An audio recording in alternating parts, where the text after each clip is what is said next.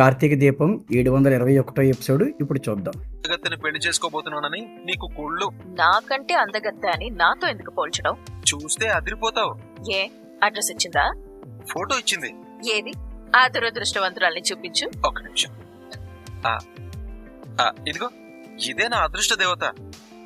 రే, ఇది నా ఫోటో కదరా? అర్రే, అంటే ఇందులో ఉన్నది నువ్వేనా? రే సూరజ్, నువ్వు సిగ్గుపడుతున్నప్పటికంటే ఇలా చిరాకులో ఉన్నప్పుడే భలే ముద్దొస్తావే. నీకు పోయే కాలం వచ్చిందిరా. బంగారం, ఎందుకు అరుస్తావు? ఆలోచించు. మనం అనుకోకుండానే కలిసాం, గొడవ పడ్డాం. ఇప్పుడు ఒకే చోట ఒకే మనిషి దగ్గర ఒకే ఆఫీస్ లో వర్క్ చేస్తున్నాం. బ్రహ్మదేవుడు నీ పట్టు చీరని నా ఇస్త్రీ షర్ట్ కి ముడేశాడే. ముడి షర్ట్ కి కాదురా, మెడకి వెయ్యాలి. చూడుకుంటాం. నేను చచ్చిపోతూ నిన్నెవడు ప్రేమిస్తాడు? నీకు దండం రా, నాకు నీలాంటి వాడు వద్దు. ఆడవాళ్ల మాటలకు అర్థాలే వేరులే అని మా గురువు గారు ఎప్పుడో పాట రూపంలో చెప్పారు. నువ్వు కూడా పాటలు పాడుతూ కూర్చో, నేను ఆఫీస్కి వెళ్తాను. లేదు లేదు లేదు, నేను ఎలా వదిలేస్తాను చెప్పు? స్కూటీ ఎక్కువ, వెళ్ళిపోదాం. పోనీరా, నీ సంగతి మా తాతకు చెప్తాను. చెప్పడానికి ఈ రోజు ఆయన ఆఫీస్కి వస్తేనే కదా. ఎందుకు రారా? నీ భావం తీసుకుని చైర్మన్ గారు ఏదో మీటింగ్ కి వెళ్తానన్నారు. నాతో ఏం చెప్పలేదే. నువ్వేం సీఈఓ కాదు కదా అన్ని నీతో చెప్పడానికి. సీఈఓ గారి డిఏవి. ఎవరెక్కడికి పోతే నాకెందుకే, నువ్వు పోనీ. అది చాలా ఇంపార్టెంట్ మీటింగ్ అమ్మా. మేబీ మీటింగ్ అయిపోయిన తర్వాత వస్తారనుకుంటా. అన్ని నీకెలా తెలుస్తాయిరా? నేను నీలా కాదు కదా, అన్నింటి మీద ఫోకస్ పెడతాను. పెట్టావులే గాని పోనీ. మా ఇంట్లో ఏం జరుగుతుందో నువ్వు చెప్తే తెలుసుకోవాల్సిన పరిస్థితి వచ్చింది. గౌరీ గారు, ఇప్పుడు ఈ మీటింగ్ ఎందుకు పెట్టారో తెలుసుకోవచ్చా? ముందుగా మీకు కొత్త వ్యక్తిని పరిచయం చేయాలి. ఈ మేడం గారి పేరు మాలిని, దక్షిణామూర్తి గారి కోడలు. ఈయన జ్యోత్స్నా రెస్టారెంట్ కి చైర్మన్ శివనారాయణ గారు. నమస్కారం అండి. నమస్తే. నేను ఇంతకు ముందు మిమ్మల్ని ఎప్పుడు చూసినట్లేదు, కొత్తగా వచ్చారా? అవునండి, ఇంతకు ముందు మేము వేరే ఊళ్ళో ఉండేవాళ్ళం. ఫ్యామిలీ మొత్తం ఇక్కడికి వచ్చాం. ఇక్కడే ఇల్లు కొన్నాం, ఇక్కడే ఉంటున్నాం. ఇక మీదట ఇక్కడే ఉంటాం. ఇక్కడ మీ బంధువులు గాని తెలిసిన వాళ్ళు గాని ఉన్నారండి? ఉన్నారు. ఎవరండి? తాత పేరు చెప్తుందేమో. శివనారాయణ గారు. శివనారాయణ గారు మీ బంధువా? ఒక అసోసియేషన్ లో ఉన్న వాళ్ళంతా ఒక కుటుంబంగా ఉండాలి అంటారు కదా. మనమంతా ఈ సిటీలోనే టాప్ రెస్టారెంట్ యజమానులం కదా. ఈ రెస్టారెంట్ అసోసియేషన్ లో ఉన్న వాళ్ళంతా మా బంధువులు. చాలా బాగా చెప్పారు మేడం. ఏంటి చెప్పేది? మా పెన్ను ఊరికే కవర్ చేస్తుంది. మా తాత ఏమీ రియాక్ట్ అవ్వట్లేదు. సంతోషం. గౌరీప్రసాద్ గారు, పిలిపించింది ఎందుకు? అసలు విషయం చెప్పండి. మీకేవో అర్జెంట్ పనులు ఉన్నట్టున్నాయి. నాలాంటి వాళ్ళు ఖాళీగా ఎందుకుంటారు? తొందరగానే ముగిస్తానులేండి. అదే, మిమ్మల్ని ఇక్కడి నుంచి తొందరగానే పంపిస్తానులే. దక్షిణామూర్తి గారు, మీరు చెప్తారా, నన్ను చెప్పమంటారా? నేను చెప్తేనే గౌరవంగా ఉంది. ఎందుకంటే చాలా తక్కువ రోజుల్లోనే ఎక్కువ బ్రాంచ్లు ఓపెన్ చేసి జ్యోత్స్నా రెస్టారెంట్స్ తో డిఎం రెస్టారెంట్స్ కూడా మార్కెట్లో గట్టిగానే పోటీ పడుతున్నాయి. పోటీ ఎవరన్నది ముఖ్యం కాదండి, ఎవరు నంబర్ 1 అన్నదే ముఖ్యం. ఆ నంబర్ 1 ఎవరో తేల్చడానికే కదా ఈ పోటీ. ముందు విషయం ఏంటో చెప్పండి. మామూలుగా అయితే ఈ పోటీలో అన్ని రెస్టారెంట్స్ పోటీ పడాలి. ఈ సిటీలో బెస్ట్ షెఫ్లంతా నా రెస్టారెంట్ లో ఉన్నారు. నాతో పోటీ పడి ఓడిపోవడం ఇష్టం లేక మిగిలిన వాళ్ళంతా డ్రాప్ అయ్యారు. అవునండి. ఇక మిగిలింది మీరొక్కరే. మేము మీతో పోటీ పడడానికి సిద్ధంగానే ఉన్నాం. మేము సిద్ధంగా లేవు. ఎందుకు శివనారాయణ గారు? న్యాయంగా అయితే పోటీ అందరితోనూ జరగాలి. ఎవరూ పోటీ పడినప్పుడు ఈ పోటీ మాత్రం ఎందుకు? ఇది క్యాన్సిల్ చేయండి. మరప్పుడు బెస్ట్ రెస్టారెంట్ ఏదో ఎలా తెలుస్తుంది? దీంట్లో సందేహం ఏముంది? జ్యోత్స్నా రెస్టారెంట్ సిటీలో నంబర్ 1 రెస్టారెంట్ అని మీరనుకుంటే సరిపోతుందా? ఇది నా మాట కాదు, జనం మాట. పోటీ ఏదైనా గెలిచేది నేనే. మీరన్నది నిజమే. ప్రతిసారి పోటీల్లో మీరే గెలుస్తున్నారు. కానీ పోయినసారి ఓడిపోయారు కదా. ఓడిపోయింది మనవడి చేతిలోనే కదండి. నేను వ్యాపారం ఎలా చేయాలో నేర్చుకున్నదే మా తాత దగ్గర. నేను గెలిచానంటే ఆయన గెలిచినట్టు. పైగా ఇప్పుడు సత్యరాజ్ రెస్టారెంట్ జ్యోత్స్నా రెస్టారెంట్ లో భాగంగానే ఉంది. అప్పుడు మరి మీరు మాతో పోటీ పడొచ్చు. మిగతా వాళ్ళంతా ఈ పోటీలో లేనప్పుడు మనకి మాత్రం పోటీ ఎందుకు? మీరు చెప్పింది న్యాయంగానే ఉందండి. మిగతా వాళ్ళంతా డ్రాప్ అయ్యారు కాబట్టి నెంబర్ 1 రెస్టారెంట్ ఏది అన్న దాని గురించి పోటీ అనవసరం.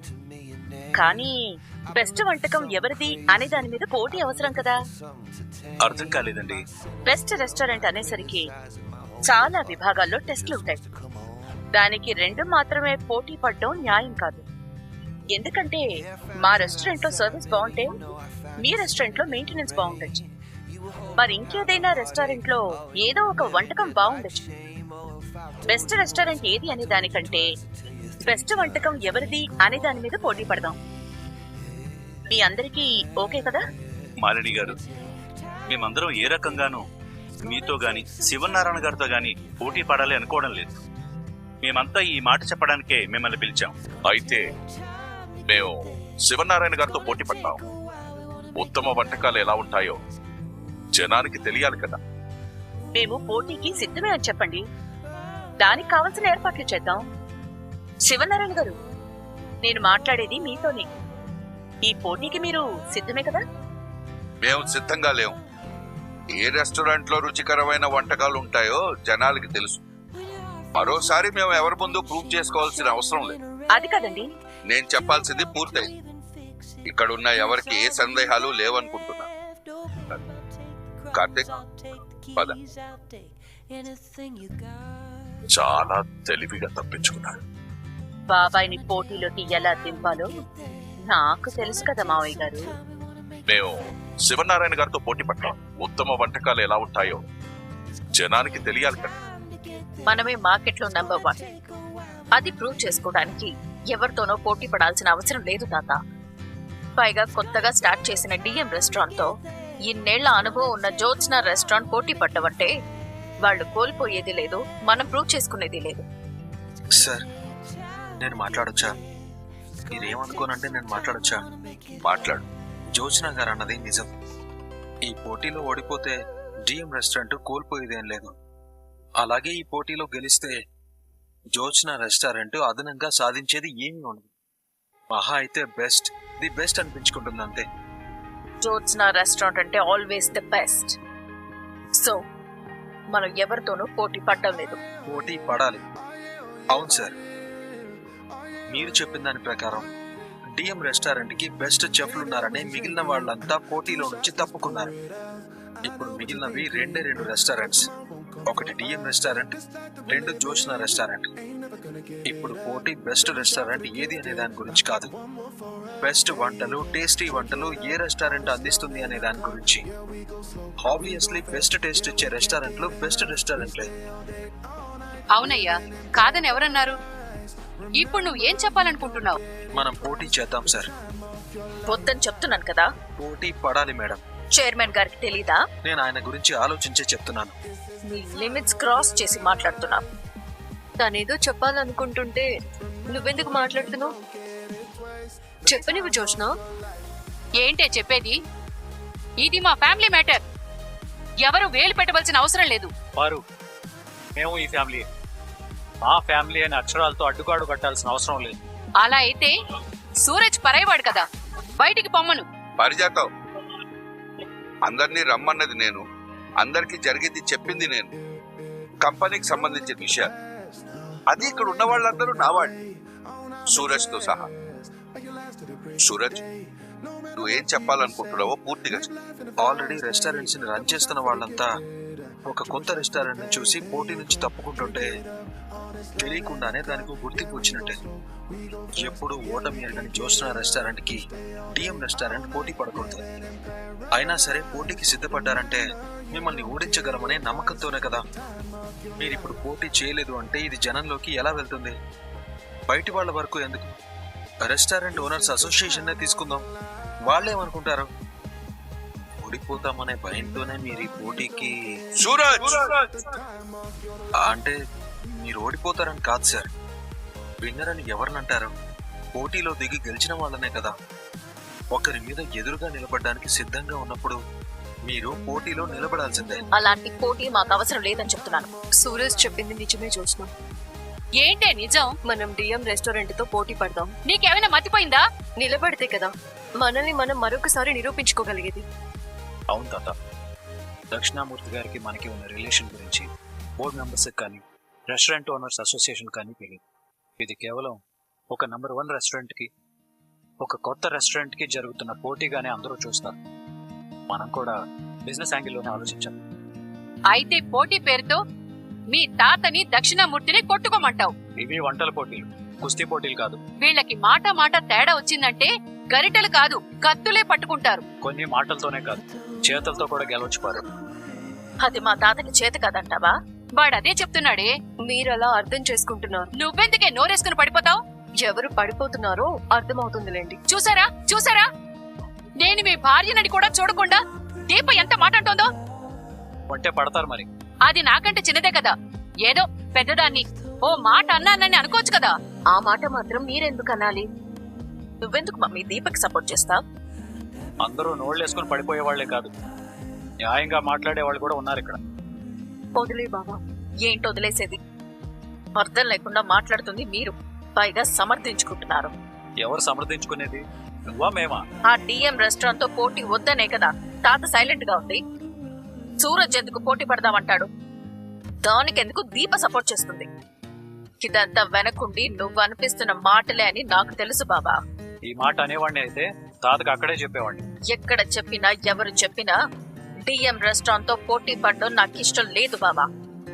మా తాత ఎవరెస్ట్, ఎవరి ముందు తల వంచడు.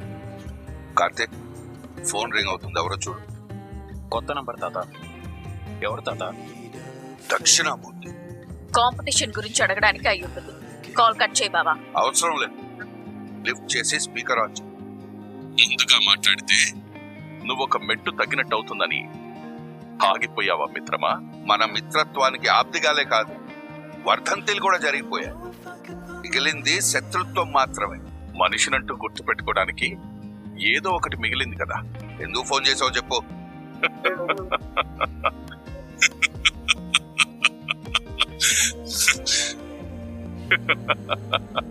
ఎందుకు నవ్వుతున్నావు? భయపడ్డావు శివనారాయణ. దక్షిణామూర్తిని చూసి మొట్టమొదటిసారి శివనారాయణ భయపడ్డాడు. ఏ దక్షిణామూర్తి, ఎవడ్రా భయపడేది?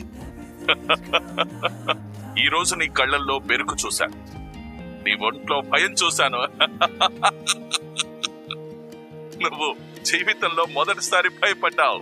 రే దక్షిణామూర్తి, గాయపడ్డ సింహాన్ని చూసి నక్క తొడగొట్టకూడదు. ఓర్పు నశించి పంజా విసిరిందో తొడే కాదు మెడ కూడా తెగిపోతుంది. విసురు. నువ్వు విసిరే పంజా కోసమే నేను ఎదురు చూస్తున్నాను. నువ్వు గాయపడ్డ సింహానివి కాదు, భయపడ్డ సింహానివి. దక్షిణామూర్తి, అరవకు. నీలో అంత దమ్ముంటే పోటీకి రా. నీ భవిష్యత్తు నీకు మీటింగ్ లోనే కనిపించింది శివనారాయణ.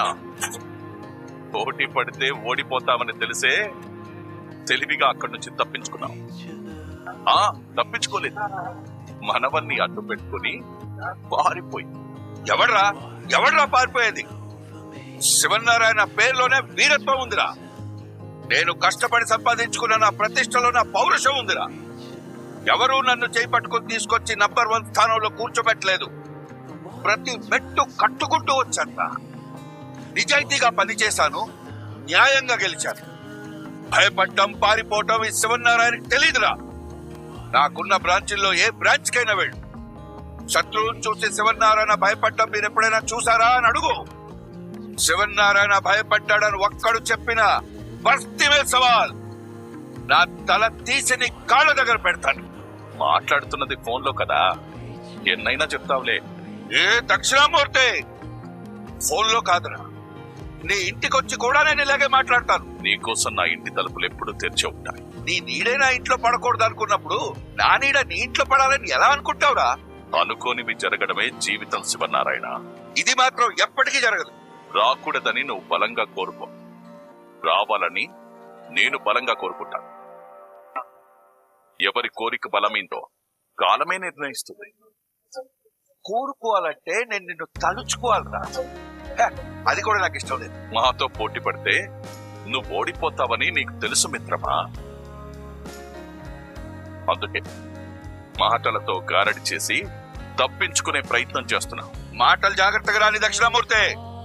నీకు పౌరుషం ఉంటే వచ్చి నాతో తలపడు శివనారాయణ. నేను నీతో పోటీకి సిద్ధం. నువ్వు సిద్ధమేనా? నీ మీద గెలిచే దమ్ము నాకుంది. నన్ను ఓడించే దమ్ము నీకుందా? ఉంటేరా. మరిద్దరిలో ఎవరు గొప్ప పోటీలోనే తేల్చుకుందాం. పోటీలో తేల్చుకోవడం ఏంట్రా? మరోసారి మా మావయ్య గారితో అలా మాట్లాడేవాడిని ఊరుకునేదే లేదు. పెట్టే ఫోన్. దక్షిణామూర్తి మిమ్మల్ని రెచ్చగొడుతున్నాడు. మీరు పోటీకి వెళ్ళకండి. వెళ్ళాలి. నా మెట్టినింటి పౌరుషమేంటో ఆ ఇంటి మనుషులకు తెలియాలి. మావయ్య గారు, ఈ పోటీలో మనం పాల్గొంటున్నాం. ఇంతటితో ఈరోజు ఎపిసోడ్ ముగుస్తుంది. ఈ వీడియోపై మీ అభిప్రాయాన్ని కామెంట్ సెక్షన్లో తెలియజేయండి. మన వీడియో నచ్చితే లైక్ చేయండి. అలాగే సబ్స్క్రైబ్ చేసుకొని బెల్ ఐకాన్ ఆన్లో పెట్టుకోండి. అప్పుడే మేము వీడియో పెట్టిన వెంటనే మీకు నోటిఫికేషన్లో వస్తుంది. Bye bye.